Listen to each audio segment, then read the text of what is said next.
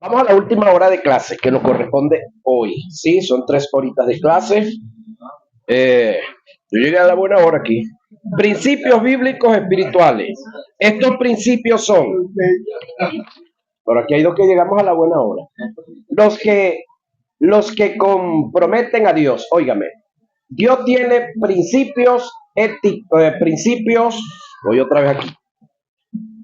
Estos principios son los principios bíblicos espirituales. Los que comprometen a Dios con lo que Él ha dicho, oiga, establecido en su palabra.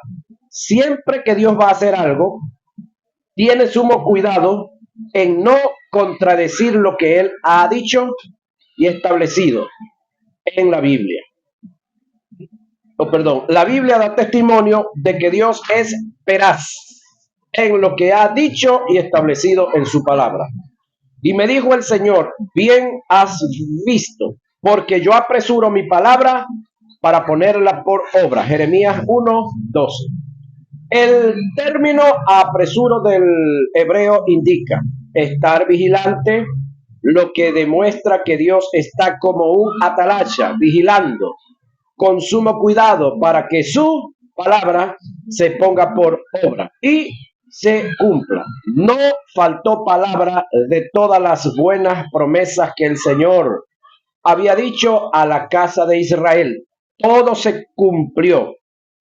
Josué 21:45. Bendito sea el Señor que ha dado paz a su pueblo Israel, conforme a todo lo que él había dicho. Ninguna palabra de todas sus promesas que expresó por Moisés su siervo ha fallado. Primera de Reyes o primer libro de los Reyes 8:56. El cielo y la tierra pasarán, pero mis palabras no pasarán. Mateo 24:35. Sécase la hierba y marchítese la flor, mas la palabra de Dios permanece para siempre. Isaías 48. Todos estos pasajes nos dan testimonio de lo, oiga, íntegro y verás que es Dios con su palabra. Si Dios me enferma, estaría violando su propia palabra y quedaría como un farsante y un mentiroso, ya que en su palabra está registrada la sanidad como parte de la regeneración del hombre, siendo la sanidad su herencia, su legado en Isaías 53:4 y 5, y en Primera de Pedro 2:24 quedó establecido que fuimos sanados, ¿sí? En la cruz del Calvario. Ni siquiera Dios puede retroceder lo que Él mismo hizo y estableció. Uno de los principios que debemos tomar en cuenta y que tiene mucha fuerza es que sus palabras, oiga, rigen el universo. La Biblia dice, ¿y quién sustenta todas las cosas con la palabra de su poder? Ve lo siguiente. ¿Y quién sustenta todas las cosas con la palabra de su poder? En el caso de los animales cuadrúpedos de 4 patas, en el caso de los caballos tienen la fuerza en el anca. Por eso pelean con las patas traseras mayormente. Todas las bestias caballadas. En el caso del ganado vacuno, ¿dónde tienen la fuerza? En el cogote. Por eso usan la trompa, en la cabeza. Incluso los que tienen cacho, pues los usan para defenderse. ¿Por qué los ganaderos impiden que las vacas les nazcan o les cortan los cachos? Para tener mejor facilidad para dominarla. Ahora, ¿la fuerza de Dios está dónde?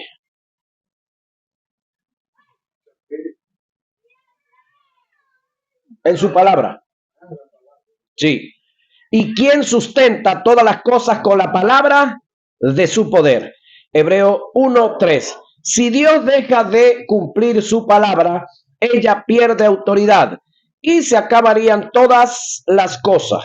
Entraríamos en un caos total, porque ella sustenta la palabra, el universo. Por esta causa es imposible que Dios Es imposible que de Dios proceda la enfermedad, porque invalidaría toda su palabra. Como principio, Dios estableció juramento sobre su palabra. En las escrituras aparecen algunos textos que hacen referencia a los juramentos de Dios. Y dijo, por mí mismo he jurado, dice el Señor. Génesis 22:16. Y os meteré en la tierra por la cual alcé mi mano. Jurando. Éxodo 6:8. Una vez he jurado por mi santidad y no mentiré a David. Salmo 89:35. Quiero destacar una observación de la seriedad que implica un juramento bajo las culturas hebreas. Jurar o hacer un juramento indica la afirmación decidida de una promesa. Además de esto, la raíz hebrea de jurar y de 7 es la misma. Algunos conjeturan que jurar es de alguna manera septuplicarse, o sea, es como hacer 7 veces el juramento al mismo tiempo y de esta forma quedar comprometido con la persona a quien se le hizo el juramento 7 veces. Según la raíz hebrea que indica jurar, se afirma lo siguiente: Dios no se dispuso a jurar 7 veces, sino que hizo 7 juramentos. Según la Biblia, Dios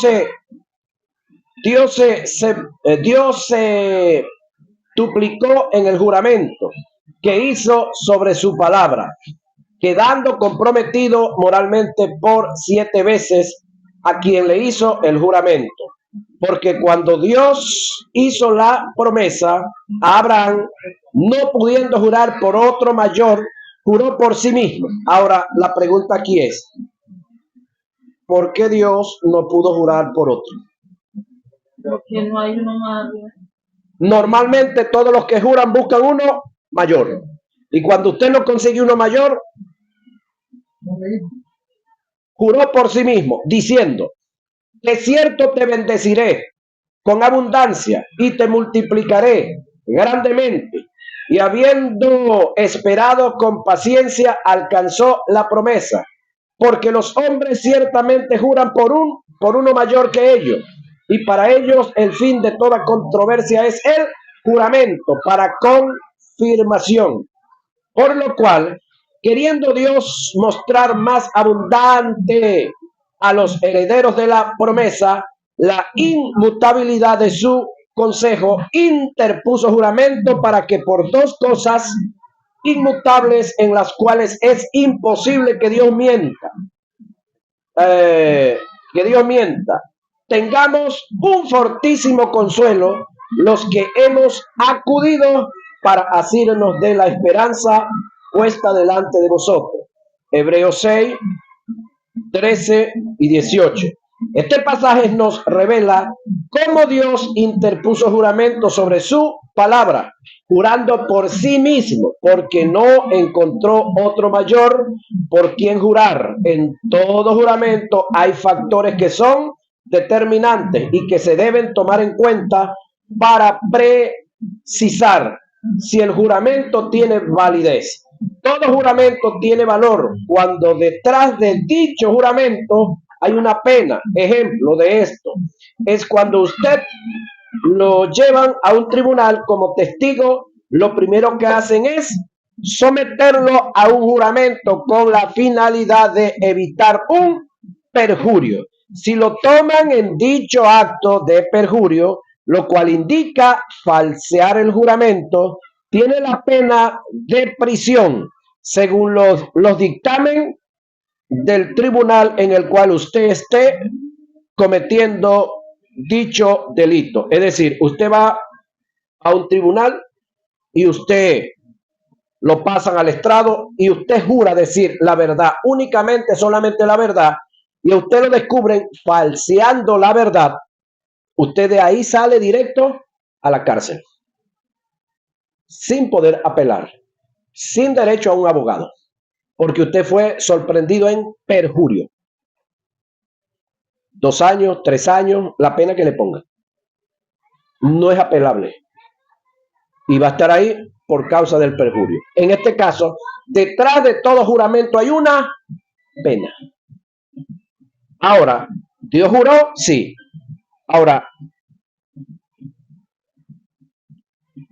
note que el valor del juramento es la pena implícita sobre el juramento. Esto indica que el juramento debe tener una pena, porque si no es así, el juramento no tiene valor.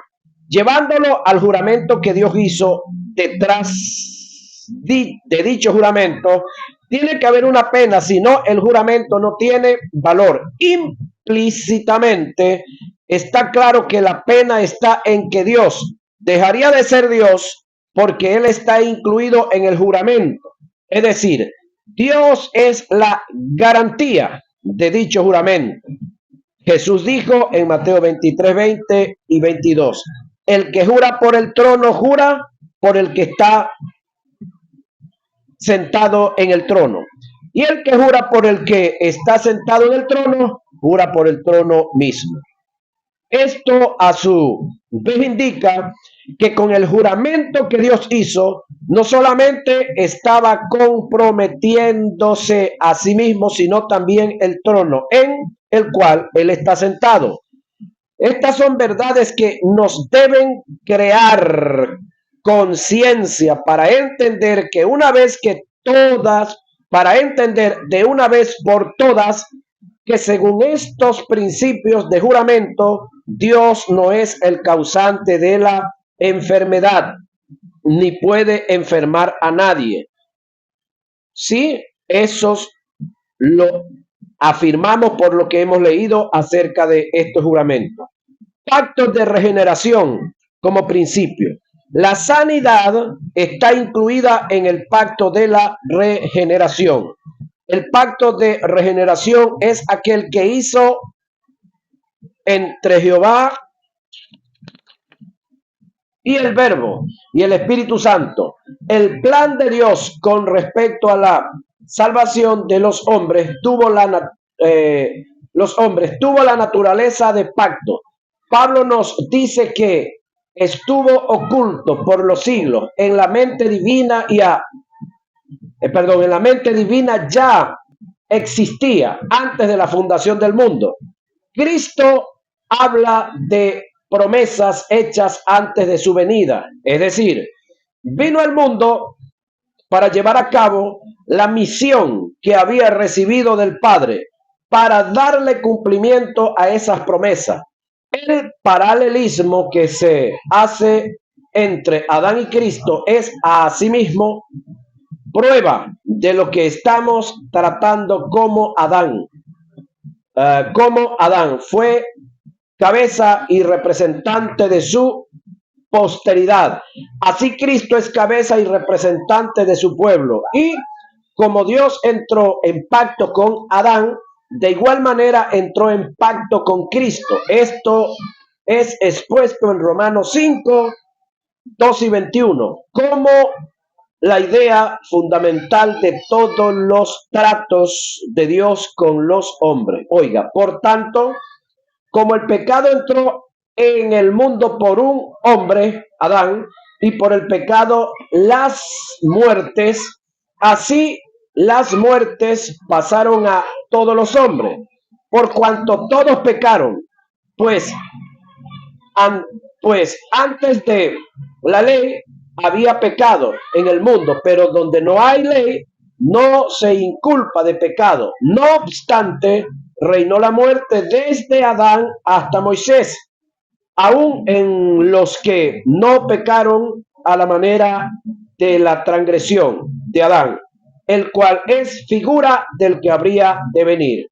Pero el don no fue como la transgresión, porque si por la transgresión de aquel uno murieron los muchos, abundaron mucho más para los muchos la gracia y el don de Dios por la gracia de un hombre, Jesucristo, y con el don no sucede como en el caso de aquel uno que pecó. Porque ciertamente, oiga, el juicio vino a causa de un solo pecado. Es decir, ¿qué es lo que nos desgració a nosotros la vida? Un solo pecado. ¿Cuál es ese pecado? Detrás de la desobediencia que está. Para yo desobedecer antes tiene que pasar algo. Haber sido persuadido a pecar. El término pecado, caminándolo un poquitico más atrás, es haber dejado de creer. Entonces la incredulidad se llama pecado. La desobediencia es la acción luego que se dejó de creer. Entonces acá, reitero, por causa de un solo pecado. ¿Cuál? La incredulidad, haber dejado de creer. Para condenación, pero el don vino a causa de muchas transgresiones. O muchas, sí, transgresión. Espera justificación, pues si por la transgresión de uno, Adán, solo reinó la muerte, o en este caso las muertes, la espiritual y la física, mucho más reinará en vida por uno solo, Jesucristo, los que reciben la abundancia de la gracia y del don de la justicia. Así que como por la transgresión de uno, Adán, vino la condenación a todos los hombres, de la misma manera, por la justicia de uno, Jesucristo, vino a todos los hombres la justificación de vida. Aquí la palabra vida es vida eterna, porque así como por la desobediencia, luego de que dejó de creer, de un hombre los muchos fueron constituidos pecadores, así también por la obediencia de uno llamado Jesús, los muchos serán constituidos justos por la ley. Pero la ley se introdujo para que el pecado abundase, mas cuando el pecado abundó, sobreabundó la gracia, para que así como el pecado reinó para muerte, así también la gracia reine por la justicia para vida eterna mediante Jesucristo, Señor nuestro. Es decir, es cierto que Adán nos desgració la vida, pero también es cierto que Cristo nos las arregló. Amén. Entonces el que nos arruinó la vida estaba allá, pero el que nos arregló la vida está aquí. ¿Sí? Ahora, cuando una persona asigna una obra estipulada a otra con la promesa de una recompensa en base del cumplimiento de aquella obra, hay un pacto. Nada puede ser más claro que todo esto. Es así en relación con el Padre y el Hijo. El Padre le encomienda al Hijo una obra, lo envió al mundo para que lo llevara a cabo y le prometió una gran recompensa cuando la obra quedara cumplida. Esta es la constante descripción de la Escritura. Por ello tenemos las partes esenciales de un pacto como son la promesa, la condición y los pactantes. Debemos entender la regeneración del hombre considerada como un pacto, el pacto de la regeneración, en el cual entraron las personas de la deidad en la eternidad antes de ser establecido el tiempo, y en el cual cada una asumió esa parte del gran plan de regeneración, la cual es su porción presente, como se revela en la palabra de Dios. En este pacto, en su prognosis, al Padre da al Hijo y el Hijo se da a sí mismo sin mancha. Al Padre como un sacrificio, al Padre como un sacrificio eficaz, y el Espíritu Santo administra y autoriza la ejecución de este pacto en todas sus partes. Esto lo declaran los apóstoles Pablo y Pedro en sus respectivas cartas, y también lo describe el escritor de la carta a los hebreos. Vamos a ver aquí, vamos a analizar la deidad trabajando en pro de la regeneración. Pablo, siervo de Dios y apóstol de Jesucristo, conforme a la fe de los escogidos de Dios y el conocimiento de la verdad, que es según la piedad, en la esperanza de la vida eterna, la cual Dios, que no miente, prometió desde antes del principio de los siglos, y a su debido tiempo manifestó su palabra por medio de la predicación que me fue encomendada por mandato de Dios nuestro Señor. Tito 1:2.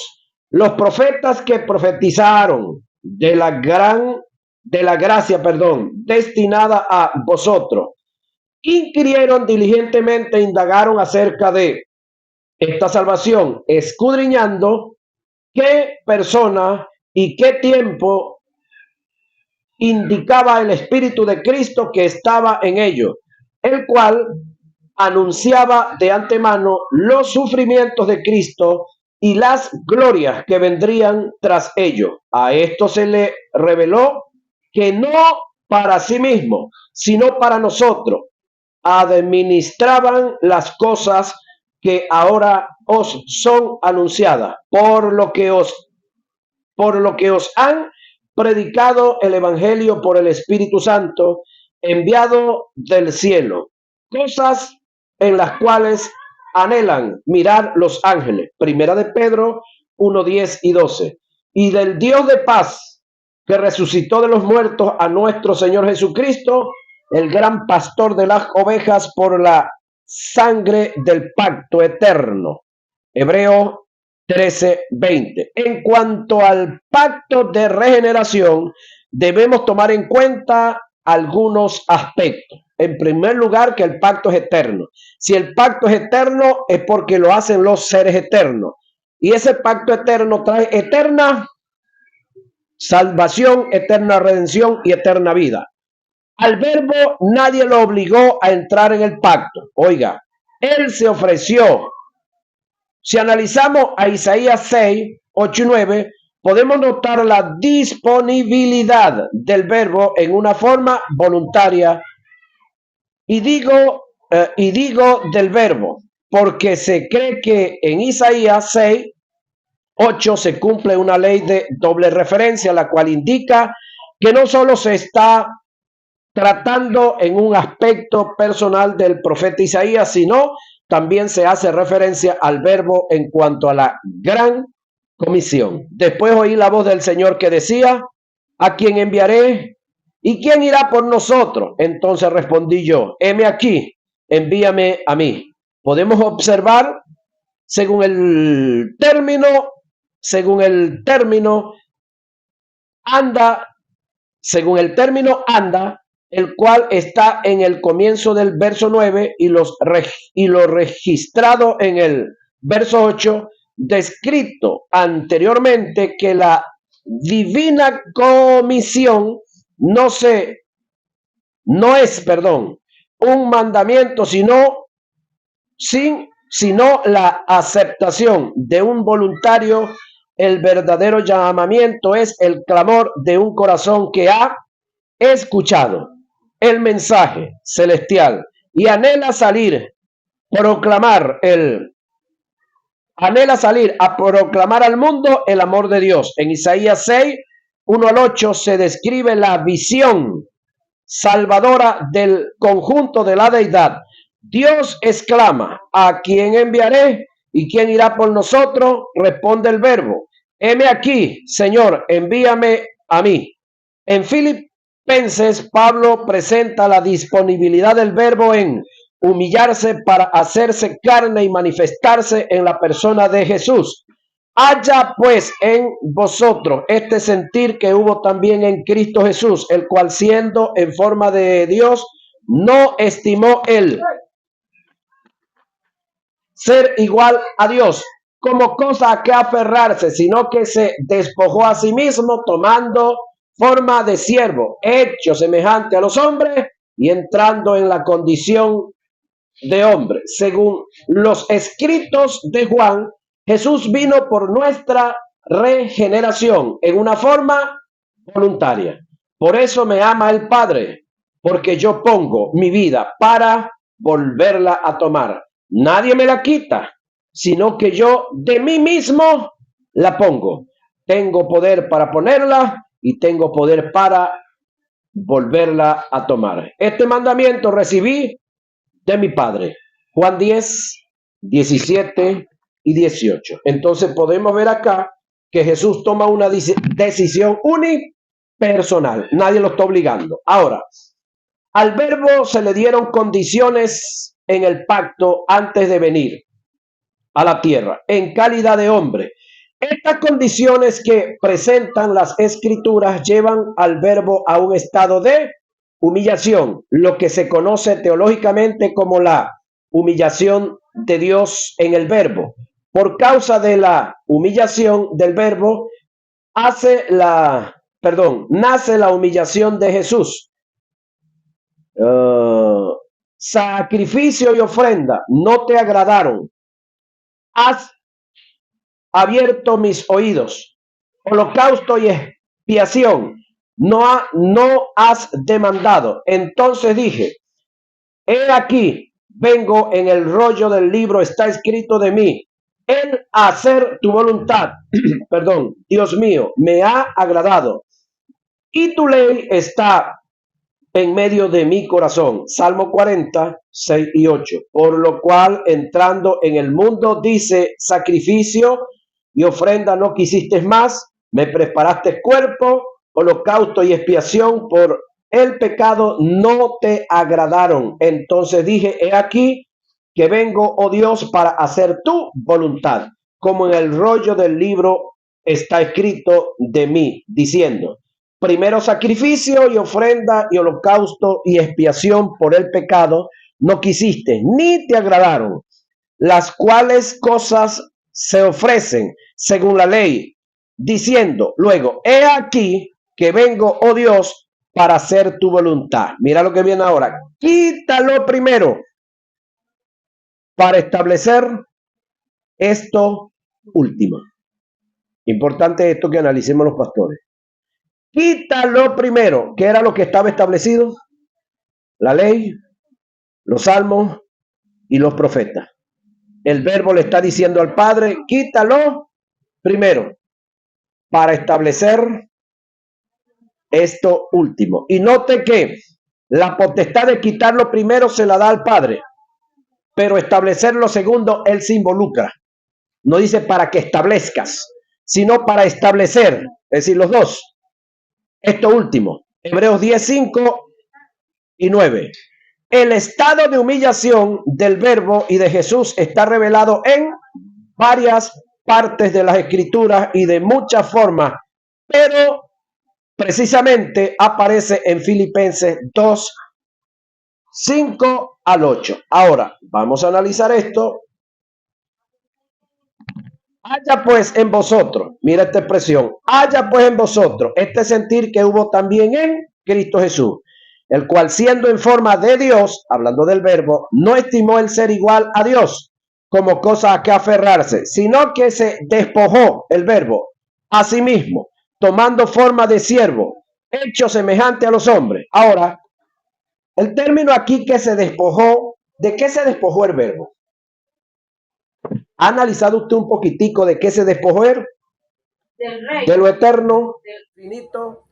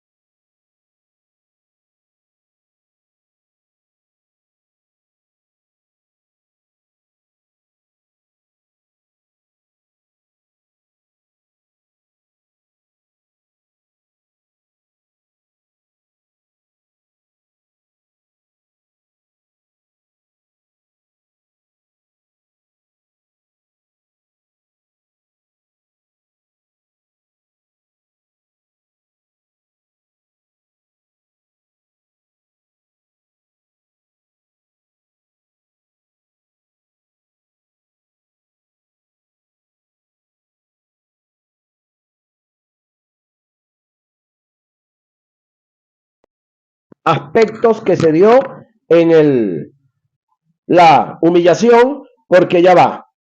Cuando Jesús estaba cuando el verbo estaba en su condición de verbo, que era un espíritu y un alma, ¿se sometía a quién? Si él era Dios. ¿A quién se sometía? A nadie. Metiéndose en un cuerpo, se somete a limitaciones. Todos los que estamos en un cuerpo tenemos limitaciones. Y Jesús no fue la excepción. Ahora, el sufrimiento que tuvo, las muertes, la sepultura, el descenso al infierno, de estos nada más vamos a tocar el segundo y el tercero aspecto. Sufrimiento. Todos los sufrimientos de Cristo fueron el resultado del hecho de haber tomado el lugar de los pecadores. En forma vicaria, nadie pudo sentirlo penetrante del dolor, la pena y el mal moral como lo sintió Jesús. Generalmente lo que más se conoce es que Dios hizo caer sobre Jesús nuestras iniquidades y nuestras enfermedades como un diluvio. Sin embargo, debemos conocer otras aflicciones en la vida de Jesús, tales como el Getsemaní. Sin embargo, cuando analizamos acá que Dios hizo caer sobre Jesús, ¿sí?, todo el peso de la iniquidad, todo el peso del pecado, cuando todo esto está sobre la vida de Jesús, ahora usted hágase una pequeña imaginación que nos vamos a hacer acá. Sí, todos nosotros tuvimos una niñez y una adolescencia. ¿Hubo alguno de nuestros hermanitos menores o alguno de los hermanos mayores que hizo alguna travesura en nuestra casa? O algún primo o alguien que estaba de visita. Hizo una tronca travesura en la casa y nos las cancharon a nosotros. Y nos tocó a nosotros pagarla o llevarnos la pela, llevarnos el regaño por causa de esa travesura que hizo otro. ¿Cómo se sintió usted en ese momento? ¿Se sintió chévere? Si usted lo hicieran pagar algo que usted se comió, oye, si usted es un hombre honrado, dice, pero me di el gusto que me lo comí, pero me di el gusto que lo quebré, pero me di el gusto que lo quemé, que lo boté. Pero oye, la tristeza fea y dura es que usted le toque pagar, Jonathan, los platos que otro rompió. Bueno, así como usted se sintió o se imagina que se sienten, si usted no le pasó, así como usted se imagina que se sienten los que les toca pagar platos rotos que otro quebró, así le pasó a Cristo. Porque el pecado que vino sobre él no lo había cometido. De paso, nadie lo obligó, él asumió voluntario. Ok. Uno de los lugares y de los momentos más duros que Jesús le tocó vivir fue Getsemaní, la tortura romana, el Gólgota, que formó parte de su sacrificio redentor. Vamos a comenzar a narrar los padecimientos de Jesús paso a paso para que podamos crear conciencia con respecto al costo que tuvo nuestra salvación. Comencemos con el Getsemaní. Amén. Pero eso lo vamos a ver en nuestra próxima clase. Muy bueno lo que viene.